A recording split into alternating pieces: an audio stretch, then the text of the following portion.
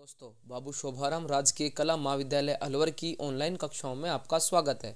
मैं सुंदर बसवाल, सहायक आचार्य इतिहास कला संस्कृति विभाग, आज आपसे चर्चा करूंगा मध्यकालीन भारत के इतिहास में उत्तर मुगल कालीन सम्राट और मुगल साम्राज्य के पतन के कारण।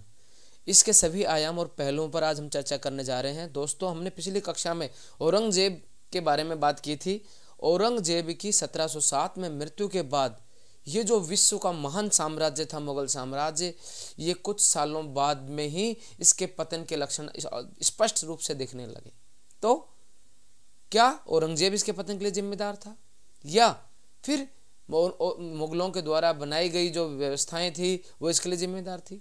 इन सभी कारणों पर आज हम दृष्टिपात कर रहे हैं।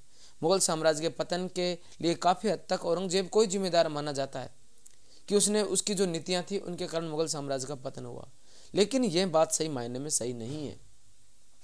हाँ, मुगल साम्राज्य के पतन का एक कारण हो सकता है औरंगजेब, लेकिन पूरी जिम्मेदारी औरंगजेब की नहीं थी। उसके पीछे मध्य युग में साम्राज्य का जो भाग्य था, बादशाह की योग्यता से बंधा हुआ था, वो जरूर औरंगजेब की बाद में जो मुगल बादशाह गद्दी पर बैठे वो दुर्बल, अयोग्य और विलास प्रिय हुए, जिससे अंत में मुगल साम्राज्य नष्ट हो गया। औरंगजेब की मृत्यु के बाद बहादुर शाह, मुअज्जम और आजम औरंगजेब के दो पुत्र थे। दोनों के बीच में युद्ध हुआ और उस युद्ध के बाद में जाजऊ के युद्ध में मुअज्जम की विजय हुई। बहादुर शाह के नाम से गद्दी पर बैठा 1707-1712 तक। और इतिहासकार कहते हैं कि यह अंतिम मुगल बादशाह था जिसके बारे में कुछ एक दो लाइन लिखी जा सकती हैं। इसके बाद के मुगल बादशाह तो रंगीले या विलासप्रिय या फिर अल्प समय के लिए गद्दी पर बैठने वाले आयाराम गयाराम की स्थिति रही।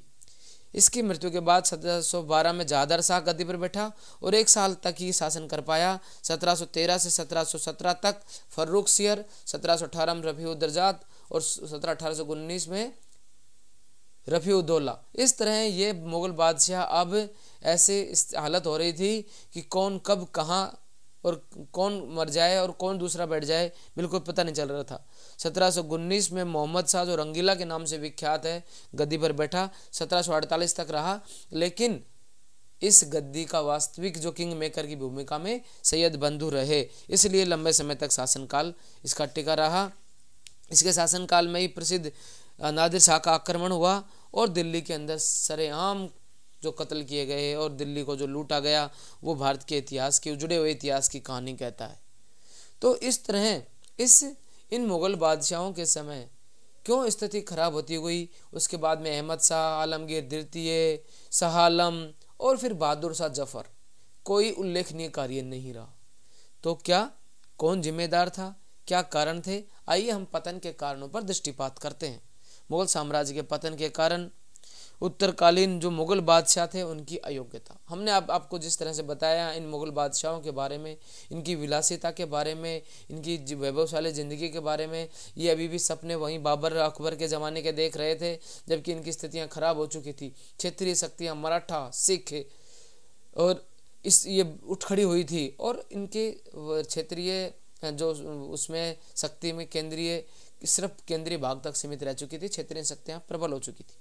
मुगल सामंतों का नैतिक पतन। मुगल सामंत इतने वैभवशाली और विलास प्रिय हो गए कि अब वो महल के बाहर भी झांकना नहीं चाहते थे कि क्या हो रहा है देश के अंदर, राज्य के अंदर, उनके क्षेत्र के अंदर। मुगल सैनिक शक्ति का ह्रास।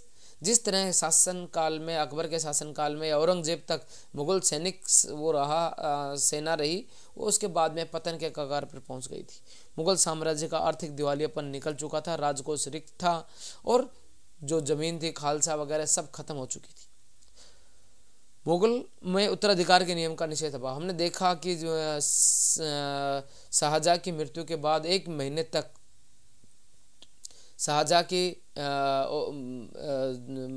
के समय में जो उत्तराधिकार का युद्ध हुआ चारों भाइयों के बीच में, और गद्दी का वास्तविक उत्तराधिकारी दारा होना चाहिए था, सबसे बड़ा पुत्र था, लेकिन सबसे छोटा पुत्र औरंगजेब गद्दी पर बैठा। इस तरह औरंगजेब की मृत्यु के बाद उसका शव 1 महीने तक पड़ा रहा और मुअज्जम आजम के बीच में जाजऊ का युद्ध चलता रहा।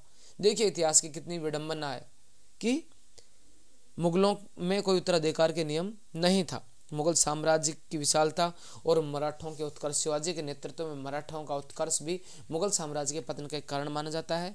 और नादिर शाह के आक्रमण ने तो 1739 ने तो मुगल साम्राज्य की बची हुई कमर को तोड़ दिया। और इस तरह ये जो मुगल साम्राज्य था, जो पूरे दुनिया में अपना वैभव रखता था, वो उसका इस तरह पतन होगा किसी इतिहासकार और किसी विश्लेषक ने नहीं सोचा होगा।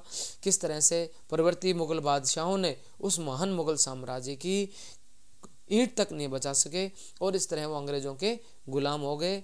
और ये था मुगल साम्राज्य के पतन का इतिहास। धन्यवाद दोस्तों।